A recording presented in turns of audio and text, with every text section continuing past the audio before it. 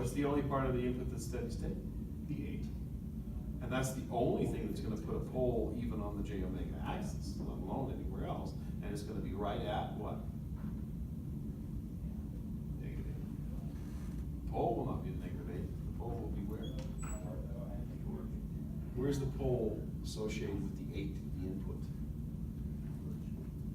What? Say louder, Jay. The origin? The origin, yeah. The origin.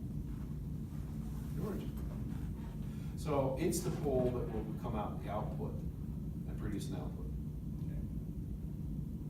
So how do I figure out how big that output is? Do I need to figure out all the outputs, do all partial fraction expansion, maybe turn that A? Can we turn that x of t into an x of s? Figure out a partial fraction expansion? Yeah, I can certainly do that. In fact, just for the hell of it, what is the x of s there anyway? I'm not going to need it eventually, but just what is it? What? 8 times u of t, so it's 8 over s, right? And what about this piece here? Plus 5. So it's s minus 5, or s plus 5. S plus 5 plus 7 squared.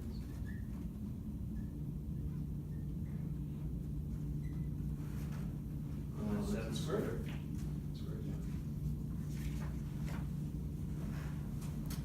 Damn, where do you get that from? Which term is it in your yellow sheet there? Zach? Yeah, it's 9A. It's 9A. Now, there were other ways that it could have been shown there, right? He chose this particular way right here. But it could have been shown this way, this way, this way. That was easy because he knew the A and B right away. How did you know A and B, Jay? Where's A and B? A is above the exponential and B is behind the cosine. A or negative A, that is. Depends on what I'm trying to point to. What is this? B. What is this? Magnitude. Yeah, the coefficient that fits inside that prism. Okay. If I have x of s, can I multiply it by h of s and get my output and then do my partial fraction expansion to find what the first piece is? Yes. Is there enough room on the paper to do that? No. So what's the other way? You just take the 8 over s and multiply by h of s? Almost. Yeah, because we can do them separately. Yeah. Yeah, we can think of those two pieces of input entirely separately from one another. Each multiplied by that h of s separately to find out the separate results of each. We can do that. There is nothing wrong with that. There's something easier. Yes, there is something even easier. But just to have, what did you do? Just take this piece alone, like he said, and do that. 8 over s times h of s, which is 2.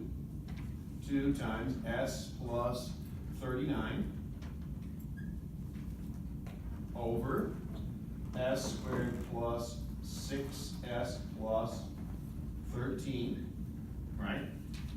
And then that's going to separate out into several other pieces, one of which is a over s plus right? I don't even care what they are. What would I do to figure out a?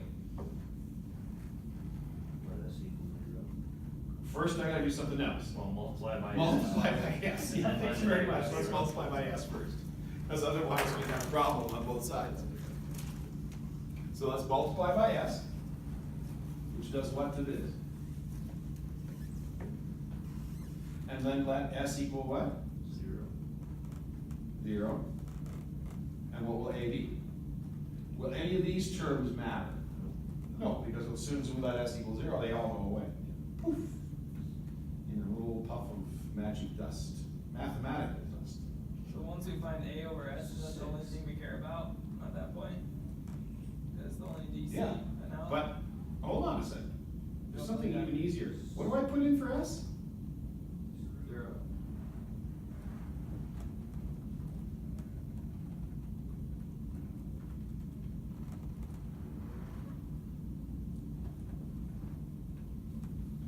What is that? H figured out at what value?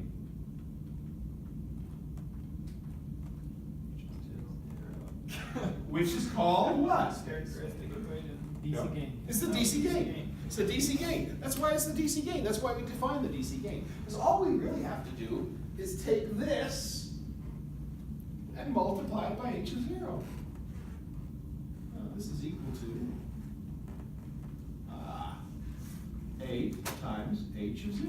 That's all there is to it. Equals 8 times, what's h of 0? 6.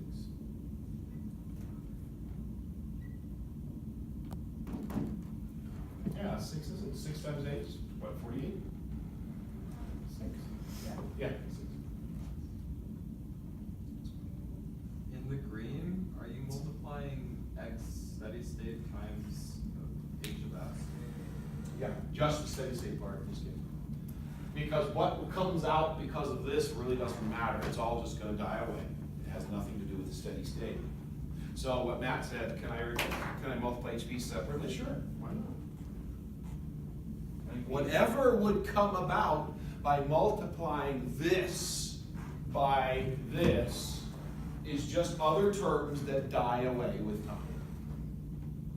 So it doesn't matter what they are. All of that's transient.